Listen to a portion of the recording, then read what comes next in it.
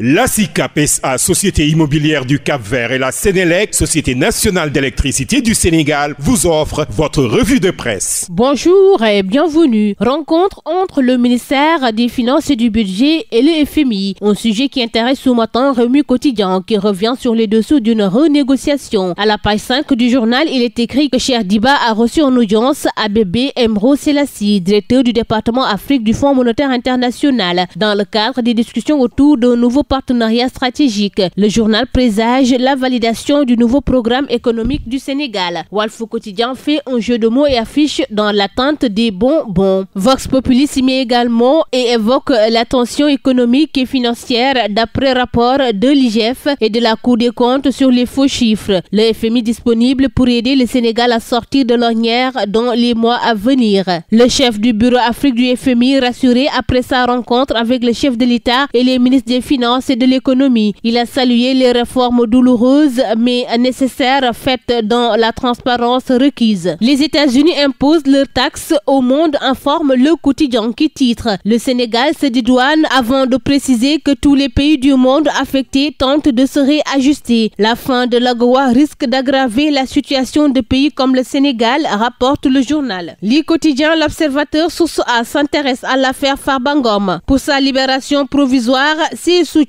collectent plus d'1 milliard de francs CFA. Le quotidien révèle que du Sénégal à la diaspora d'Afrique de l'Ouest en passant par l'Afrique centrale, l'Europe, les Amériques ainsi que les anonymes se sont mobilisés pour sa libération sous caution. La liberté provisoire peut être accordée avec ou sans caution. Le juge d'instruction n'est pas obligé d'accorder la liberté provisoire en cas de caution. Source A de préciser que les contributions d'hommes d'affaires et commerçants établis au Sénégal s'élèvent à 270 millions de francs CFA, tandis que la diaspora basée en Afrique de l'Ouest a contribué à hauteur de 450 millions de francs CFA. L'Afrique centrale dégaine 554 millions, l'Amérique 56 000 $. En cas de culpabilité, les fonds cautionnés seront perdus, mais ils seront entièrement restitués dans le cas contraire. Farba remet 44,8 milliards sur la table, écrit le journal du groupe Futur Média. 22 titres fonciers récemment expertisés ont été déposés sur la table du juge d'instruction Idrissa Diarra. Ces biens immobiliers répartis entre Dakar, Thiès, Mbour et Rufisque sont estimés à 43,802 milliards de francs CFA. À cette garantie immobilière, Farba Ngom a ajouté un montant de 1 milliard de francs CFA en numéraire, portant la valeur totale de l'offre de cautionnement à 44,802 milliards de francs CFA. Les avocats du maire des Agnam espèrent que cette nouvelle tentative, la troisième depuis son incarcération le 27 février, permettra enfin d'obtenir une liberté provisoire. Pendant ce temps, les Échos